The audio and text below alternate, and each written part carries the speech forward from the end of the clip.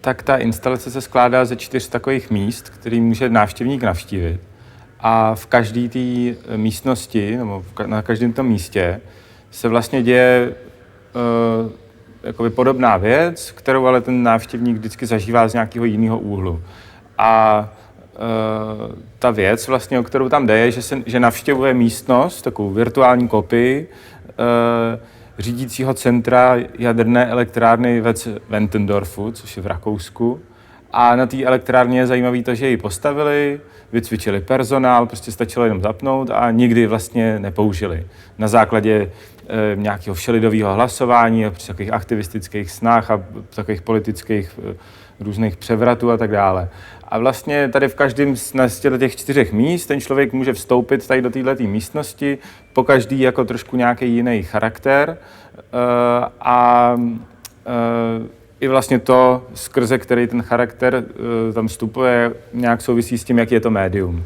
Takže když tam člověk vstupuje za nějaký taky jako inženýrský charakter, dejme tomu, tak je takový robot, když za takový aktivistický, tak je takový červený světlo, jako někde levituje a právě tam skrze takovou masku vstupuje, to je zrovna tady takhle. A pak je tam takový jako politický charakter, kde vlastně ten jenom mluví a nic vlastně moc nevidí, nebo jako hodně zkresleně. A pak tam v té poslední vlastně části je takový jako faktický sled událostí, který je vlastně dost absurdní a nakonec i vlastně trošku trpkej. Tady v této části instalace se stáváte takovým robotem, nebo respektive jste takový operátor robota, kde k tomu máte 4 tlačítka a ty jsou podobný jako tomu, když člověk třeba hraje nějakou počítačovou hru, to znamená jedním se chodí dopředu, druhým doleva a doprava a tím vlastně se můžete takhle pohybovat tady po této kontrolní místnosti vlastně toho, která takhle ve skutečnosti vypadá. A tady, když si všimnete, tak tady je taková červená vlastně, nějaká taková mlha nebo něco takového. A to je vlastně ten druhý hráč, kterýho za chvilku uvidíme. A co my tady můžeme dělat tím 4. tlačítkem, tak tady jsou takový jakoby reaktory, ve kterých jsou takový slunce, dejme tomu, a jsou tady taky různý návody, jako co vlastně člověk může dělat. A jednoduchá věc je, že když vlastně třeba my tady přijdeme k jednomu tomu slunci, tak ho takhle můžeme jakoby vyčerpávat. A tím vlastně ho takhle trošku podojíme, až vlastně nám trošku třeba zmizí. A můžete zjistit, co se stane, když vlastně vyčerpáte všechny 3 ty slunce. A můžete si tady vlastně nasadit sluchátka a slyšet třeba, co vám říkají ty ostatní lidi, že jim třeba působíte něco, co byste jim vlastně působit nechtěli.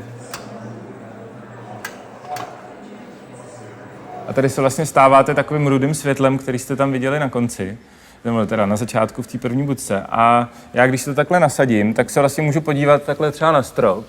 A tam teď vidím toho robota, kterýho jsem tam vlastně předtím nechal.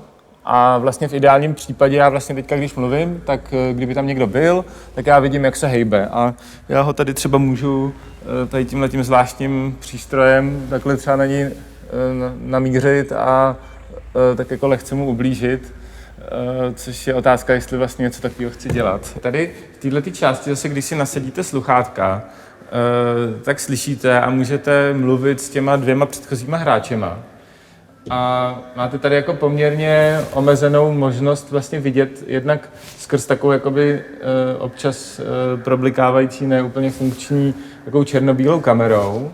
Pak tady vidíte hodiny a takový set jako instrukcí, který vlastně vám třeba říkají, co je možné dělat jinýho, než po sobě střílet nebo se vyčerpávat. A vlastně pak jsou tady taková změť jako kreseb, který se tak nějak volně vážou k historii té elektrárny, kde třeba tady, to je taková moje oblíbená postava hlídače, který tam hlídal po tom, co tu zavřeli tu elektrárnu 15 let a chodil tam každý měsíc navštívit všech 1050 místností, kde často byl jediným, který se tam vlastně nacházel. No. Hořký konec celý této historie té jaderné elektrárny je, že oni vlastně tu rozvodnou síť, kterou tam měli, tak nejdřív skrz ní dováželi energii z Československa, pak se vedle postavila 2,5 kilometru uhelná elektrárna, která byla před 3 lety předělaná na plynovou elektrárnu, kde ten plyn samozřejmě prostě se dovážel z Ruska a pak vlastně jsem našel takový zajímavý fakt, a to jsou ty barvy. To je totiž dolno rakouská vlajka, která má takovouhle zvláštní podobnost s tou vlajkou, kterou teďka všichni vídáme.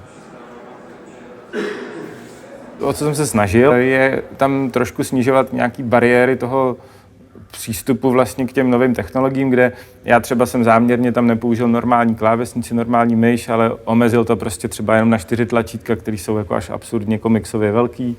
Nebo ten headset vlastně jsem tady zatavil do takovýhle masky, kde mám pocit, že je to jednodušší si to nasadit vlastně nějak přirozenější. To je pro mě důležitá část toho, že vlastně tady tato počítačová nebo digitální sféra je propojená s tou, ve který žijeme. Jakože to nejsou dvě různé věci, ale že to je jedna a ta stejná skutečnost, ve který žijeme.